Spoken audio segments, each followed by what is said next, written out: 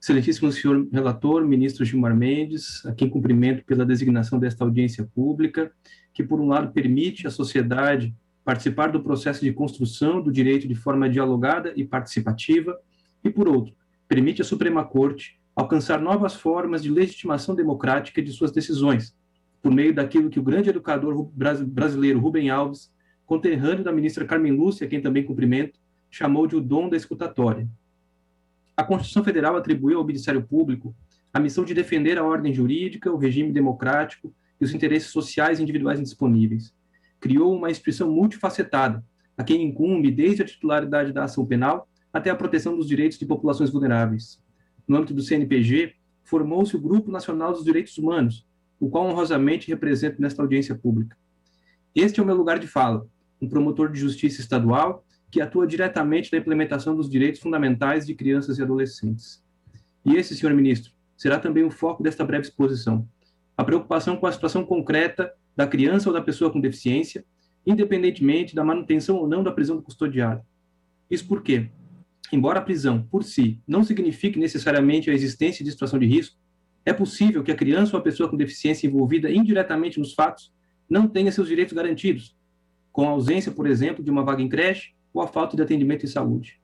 Sem um olhar atento para essa questão, apenas a concessão da prisão domiciliar ao custodiado, embora importante, não terá um impacto desejado pela Suprema Corte. É por isso que entendemos que este habeas corpus deve ser analisado não apenas como estratégia de combate à superlotação carcerária, mas, sobretudo, como instrumento de proteção e cuidado às crianças e pessoas com deficiência, ampliando o horizonte dessa impetração para garantir a sua máxima efetividade. Estamos, sem dúvida, senhor ministro, diante de um processo estrutural que deve atentar para as implicações operacionais das medidas nele determinadas, com o estabelecimento de planos de ação e decisões em cascata. Vossa Excelência mesmo sinalizou para essa preocupação no voto proferido nestes autos. Nesse sentido, algumas providências práticas podem ser determinadas pelo STF, a partir das seguintes sugestões. Os dispositivos inseridos no CPP pelo Marco Legal da Primeira Infância dizem respeito à coleta de elementos sobre a existência de filhos do preso, mas não mencionam a existência de pessoa com deficiência. Entendemos que devem, portanto, ser interpretados conforme a Constituição, para incluir este público como alvo da coleta de dados. Além disso, essa lei teve baixa aderência no cotidiano forense, de modo que, respeitosamente, sugerimos que as autoridades competentes sejam instadas a cumpri-la, para que os atores do sistema de justiça tenham melhores condições de avaliar a situação concreta do custodiado, na forma do parágrafo único do artigo 318 do CPP. E se o foco desse julgamento é o superior interesse da criança ou da pessoa com deficiência, é imprescindível que esta Corte atente para a estrutura das equipes técnicas multidisciplinares do Judiciário, que tem a tarefa de acompanhar esse público, e não perca a oportunidade de imprimir efetividade às suas determinações. O provimento 116 do CNJ recomenda que todas as varas com competência exclusiva ou cumulativa em matéria de infância contem com equipes compostas de psicólogo, pedagogo e assistente social.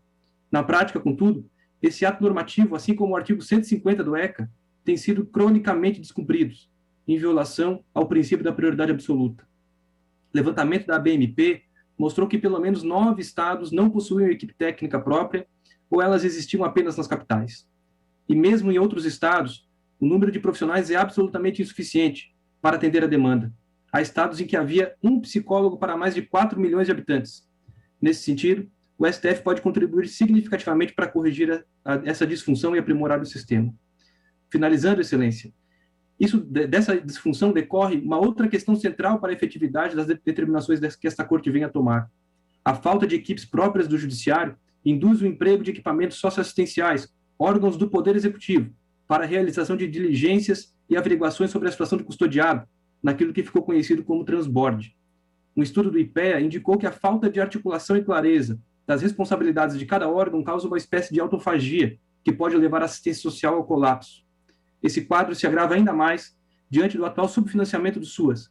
O orçamento federal desta política pública sofreu uma redução de mais de 60% nos últimos 4 anos, segundo o FONSEAS. Isso leva à redução e precarização das equipes que atendem nos CRAS e nos CREAS. Desestruturados e sobrecarregados, esses órgãos passaram a receber demandas diárias das delegacias e varas criminais. Por outro lado, haverá casos em que o acionamento da rede de proteção, não para a investigação da situação do custodiado, mas para o acompanhamento da família, será necessário.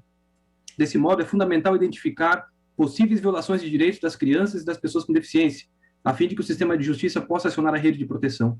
Para tanto, parece-nos pertinente elaborar um protocolo de atendimento a ser redigido por diversas instituições em uma mesa de diálogo. Finalizo, então, Excelência, e concluo aqui que é diante destes e de outros desafios que se torna necessária, de fato, a criação da Comissão de Acompanhamento das Medidas de Implementação da Ordem Coletiva.